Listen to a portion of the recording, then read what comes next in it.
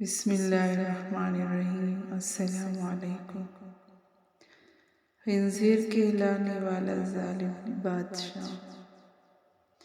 پرانے زمانے میں بنی اسرائیل کا ایک بادشاہ تھا جو کافر ہونے کے ساتھ ساتھ بہت ظالم بھی تھا، جو لوگوں کو خنزیر کا گوشت کھانے پر مجبور کرتا تھا، اور جو آدمی انکار کرتا تو اسے سخت سزا دے کر ہلاک کروا دیتا۔ پھر اس زمانے کے سب سے بڑے عابد کو بادشاہ کے پاس لایا گیا۔ لوگ اس عابد کے مرتبے اور فضیلت سے آگاہ تھے۔ لوگ نہیں چاہتے تھے کہ اس عابد بزرگ کو بادشاہ کی طرف سے کوئی تکلیف پہنچے۔ چنانچہ ایک سپاہی نے عابد سے کہا، آپ مجھے ایک بکری کا بچہ ذبح کر کے دے دیں۔ جب بادشاہ کہے گا کہ اس عابد کے سامنے خنزیر کا گوشت رکھیں تو وہ وہی بکری کا گوشت آپ کے سامنے پیش کروں گا۔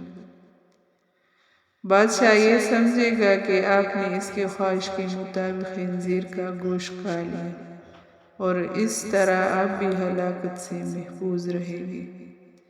عابد نے بکری کا بچہ ذبح کر کے اس کا گوشت سپاہی کو دے دیا۔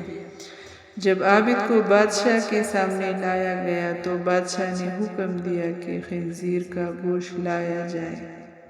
منصوبے کے مطابق تو اس سپاہی نے بکری کا گوشت عابد کو پیش کیا۔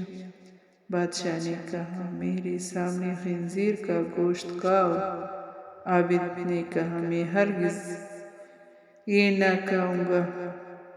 یہ سن کر سپاہی نے اشارے سے بتایا کہ یہ وہی بکری کا گوشت ہے جو آپ نے دیا تھا،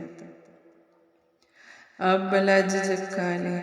لیکن عابد نے بادشاہ کے سامنے وہ گوشت کھانے سے انکار کر دیا۔ ظالم بادشاہ نے سپاہیوں کو حکم دیا کہ اسے قتل کر دیں۔ جب عابد قتل کے لیے لے جانے لگے تو وہی سپاہی قریب آیا اور کہا، آپ نے گوشت کیوں نہ کھایا؟ باخدا یہ وہی گوشت تھا جو آپ نے دیا تھا۔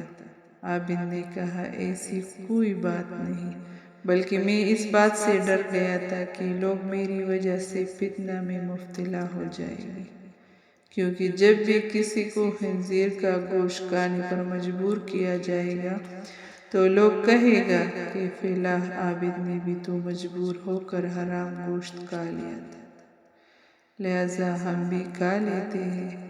اس طرح لوگ میری وجہ سے بہت بڑی فتنے میں مبتلا ہو جائیں گے،